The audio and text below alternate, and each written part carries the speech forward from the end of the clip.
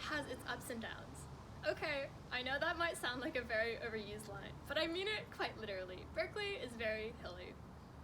The first time I came to UC Berkeley for freshman orientation, we walked around campus so much that my legs were sore the next day.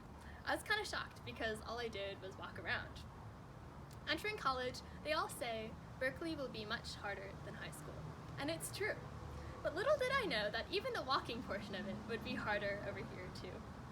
I mean, somehow Berkeley found a way to level up something as simple as walking.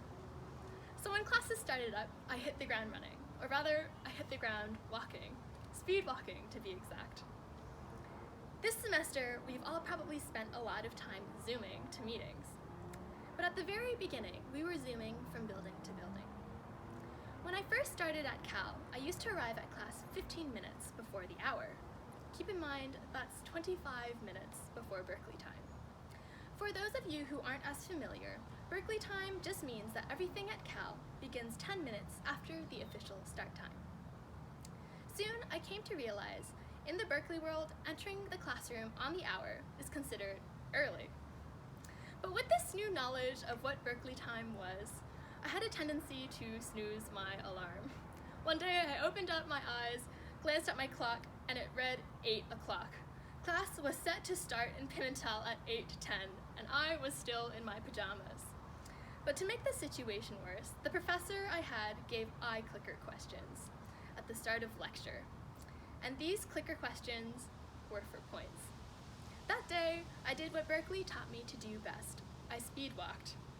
Up the hill I went, calves burning, hair thrown up in a messy ponytail, eye clicker in my hand, with fingers hovering over the clicker buttons, ready to be pressed the moment I walked into lecture. At Berkeley, we come prepared. The building was always 10 degrees warmer than the outside morning air. The sudden temperature difference always made me sweaty, and I constantly tried to take control of my lungs to pretend like I wasn't breathing as hard as I was.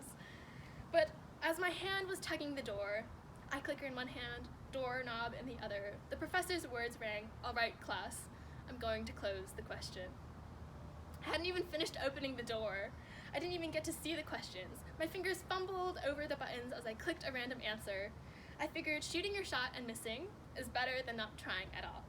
So I clicked B. B for Berkeley. And it is my great pride and joy to tell you that I got the question right that day. So as you go out into the world, if you ever feel like you're running behind, if you encounter moments of struggle, or if you're feeling stuck, remember this lesson. Always give effort and chase after opportunities despite the chance of failure. Do not fear failure or judgment. Embrace the fact that you might not get it right. And when in doubt, fall back onto the knowledge, the lessons, and the intrinsic values that Berkeley has instilled in us. Berkeley was definitely there to support my answer choice selection that day. Thinking back to the moment when I got that clicker question right, I realized that our goals are not necessarily achieved through singular big and glorious events.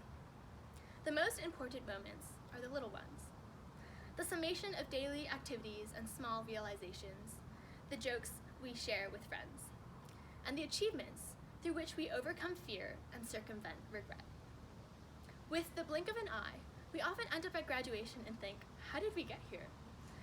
The secret lies in recognizing 10-minute memories, the equivalent of one Berkeley time.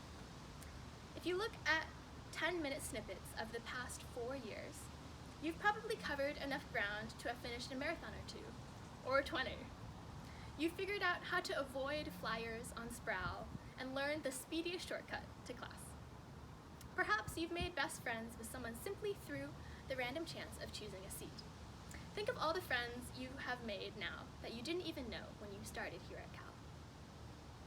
Maybe you've gone to class early to see if your crush got there early too, just so you could chat with them.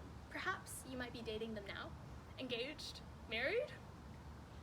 Or on the flip side, maybe you've sat outside the classroom in VLSB trying to finish a homework set you totally forgot was due that day.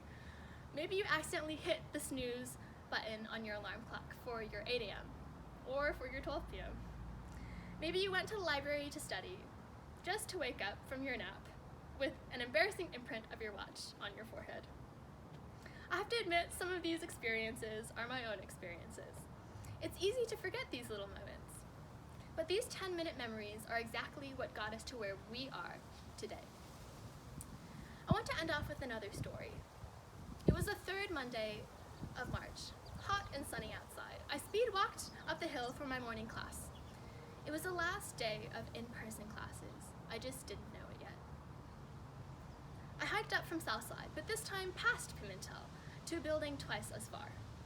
Up the hill I went, hair thrown up in a messy ponytail, and I arrived to class just on time, sat down. But when looking back, what I now realize is that my calves weren't burning. I wasn't sweaty, I wasn't breathing hard, and it wasn't because I was pretending not to. I knew exactly where to go, when to leave, and how to get there. I didn't even give it a second thought. What I'm trying to say is that over the past 4 years, your time at UC Berkeley has shaped you in ways that you might not even recognize. Yes, maybe it shaped some of us into shape in the most silly of ways, but more importantly, it has also shaped our minds, our intellect, our passions, and our future. Little by little, in ways so slight that it might be hard to pick out, we have inevitably made large strides forward. When we look at the summation of our small moments, I want you to remember, failure of a few will not leave a hole in our journeys. But not pushing forward small step by small step may halt our journeys altogether. As we go out into this world and hold greater aspirations, find people who inspire you. Hold on to the friends who support you. Approach the world with resilience and kindness, and let there be light. And most importantly, don't forget to thank those who have helped us get to where we are today. Thank you, parents. Thank you, brothers and sisters, professors and mentors, and everyone listening today. As we walk this stage, the virtual Blockley one or the Berkeley one, and as we move into the next stage of life, I challenge you to be proactive with the next 10 minutes, as well as every other 10-minute time frame of your lives. Although we are physically apart, we will forever be united by our shared experience of having graduated during this unprecedented time. So wherever in the world you might be, throw your cap high into the air, as high as you can, baseball cap or graduation cap. Move the tassel, real or hypothetical, from one side of your head to the other.